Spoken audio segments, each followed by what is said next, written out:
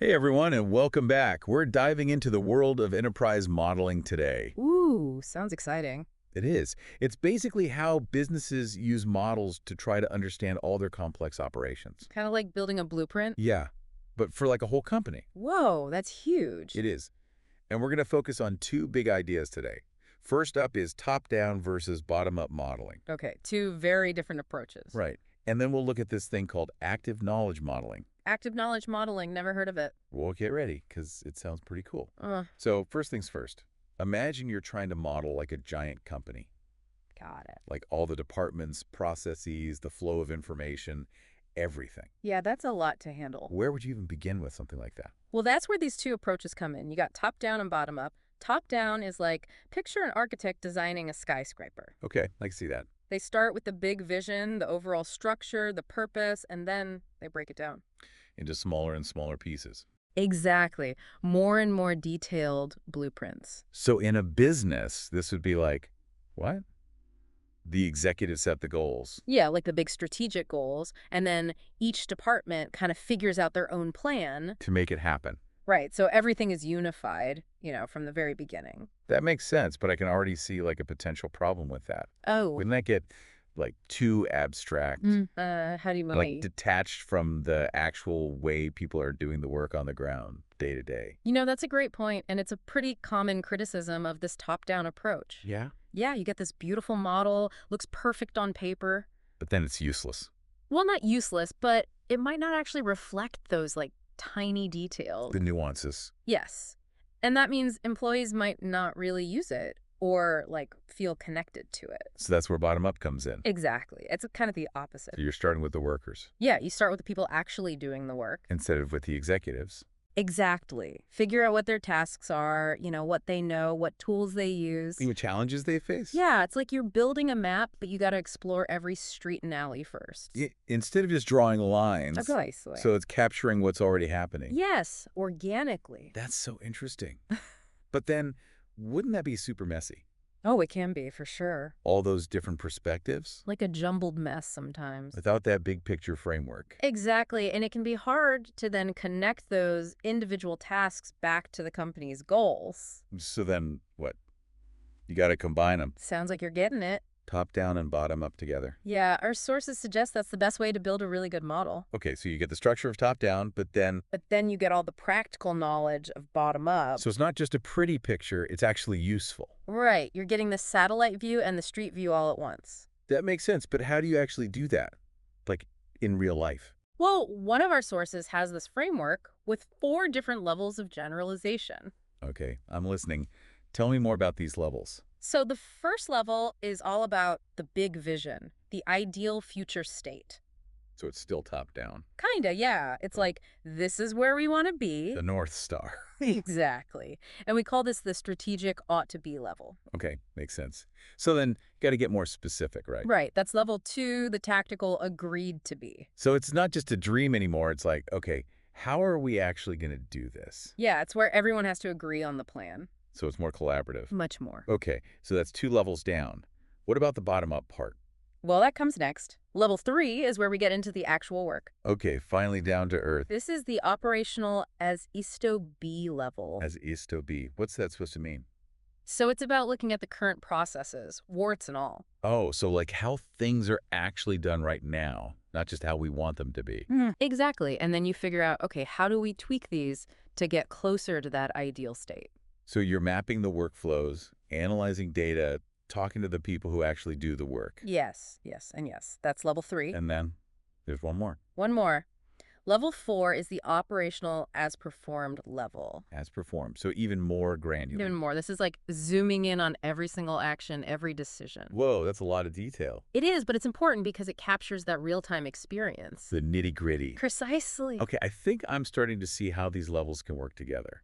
You've got the vision, the plan, the current reality, and then the actual execution. You got it. And the cool thing is they all interact with each other. So it's dynamic. Very dynamic. It's like an ecosystem of knowledge constantly changing and adapting. And that leads us perfectly to our next topic, active knowledge modeling. Ooh, yeah, AKM. Now that's where things get really interesting. So tell me, how does AKM take this idea of modeling to the next level? Well, it makes models way more dynamic, Okay, I'm intrigued. and it gets them directly involved in the work itself. So it's not just a diagram sitting on a shelf somewhere. No way. It's a tool that people use every day. That's the idea, and that's where it gets really, really exciting. I'm ready. Tell me more. Okay, so imagine this. The model isn't just a representation of the company. It's an interactive workspace. Whoa, okay, my mind is blown. Oh, So it actually helps people do their jobs. Exactly, and it can adapt to different roles and tasks. So it's like a personalized dashboard for the whole company. Yeah, but way more powerful than that. Like imagine a new salesperson starts. Okay. Traditionally, they'd spend weeks reading manuals, going to trainings. Just trying to figure everything out. Exactly. But with AKM, they get this personalized workspace. That guides them. It shows them exactly what they need when they need it. Wow, that would make onboarding so much easier. Right. And it goes beyond that, too. Think about, like, a marketing team. Okay, I'm picturing it. Someone figures out this awesome new strategy that really works. With AKM, they share it right there in their workspace. And everyone can see it. Everyone can test it, refine it, and eventually... It becomes part of how they do things. Yeah, all tracked and documented within the model. So it's like the central hub for knowledge. Exactly.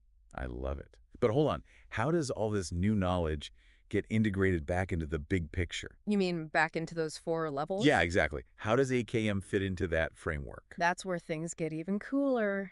It's all about something called knowledge maturing. Knowledge maturing. Okay, I've never heard of that. So as people use their AKM workspaces, they're discovering new things, right? New insights, best practices. Exactly. At first, it's just personal, like in their own little workspace. But AKM encourages them to share. Yes. To talk about it with others, refine it together. So it spreads. It does. It's like little sparks of knowledge become these roaring flames. Through collaboration. Exactly.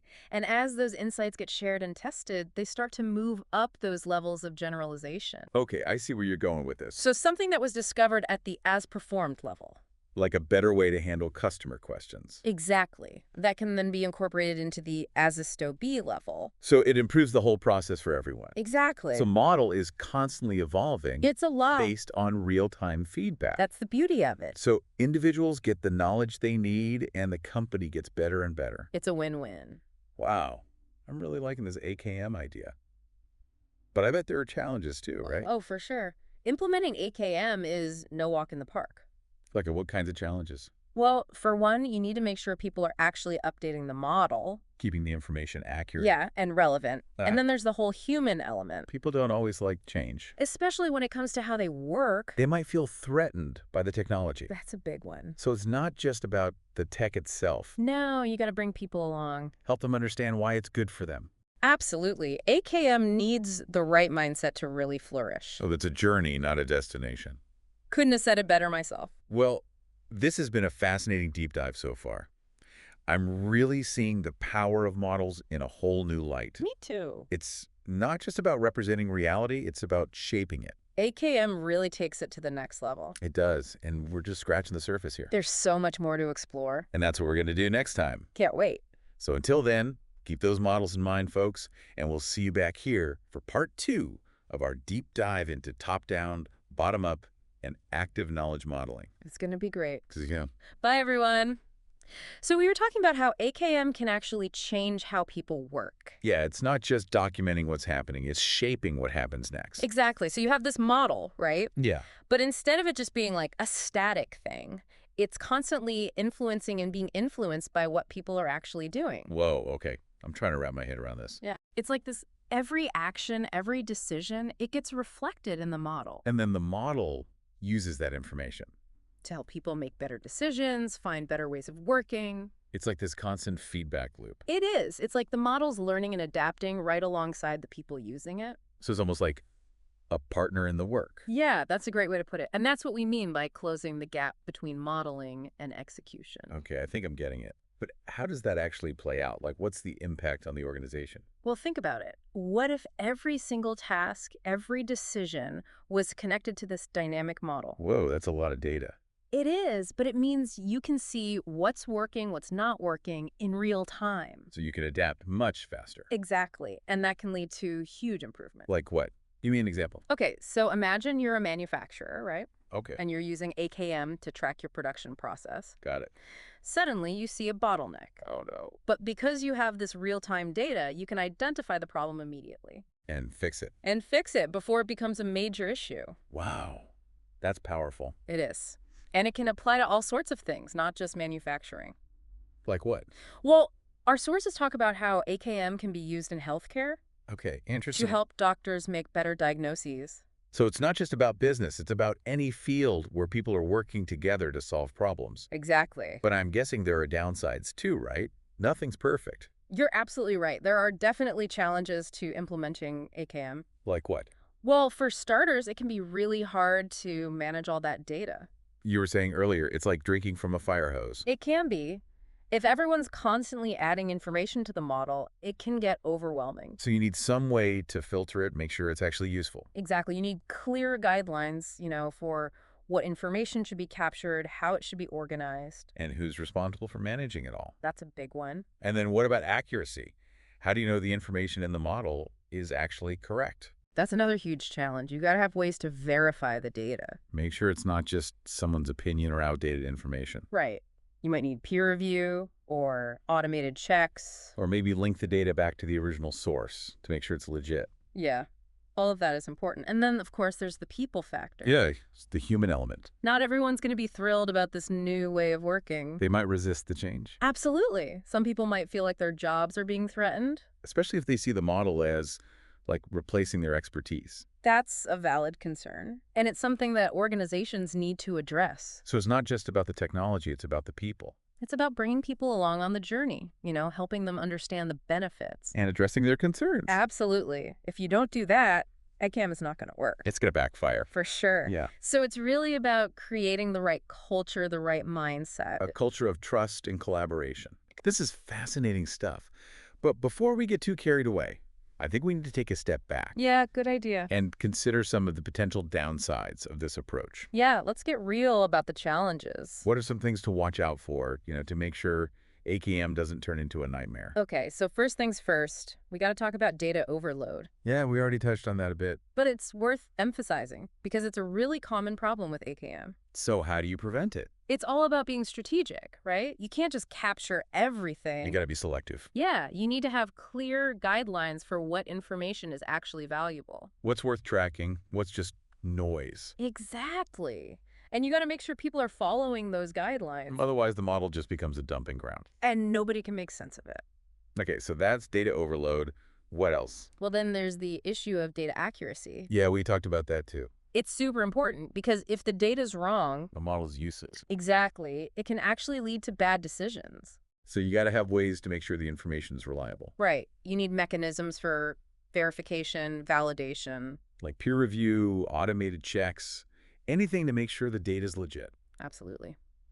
And then finally, there's the human element. That seems to be a recurring theme. It is. Because at the end of the day, AKM is about people. Yeah, it's people who are using the model, contributing to it. And people who are affected by the decisions that are made based on the model. So you got to make sure you're not just throwing technology at the problem. It's not a magic bullet. You need to bring people along, address their concern. Make them feel like they're part of the process. Otherwise, it's going to fail. Yeah, AKM requires a shift in mindset. A willingness to embrace new ways of working And a commitment to collaboration. and continuous learning. Exactly. It's a journey, not a destination. Yeah. It's a journey, not a destination, for sure. Well said.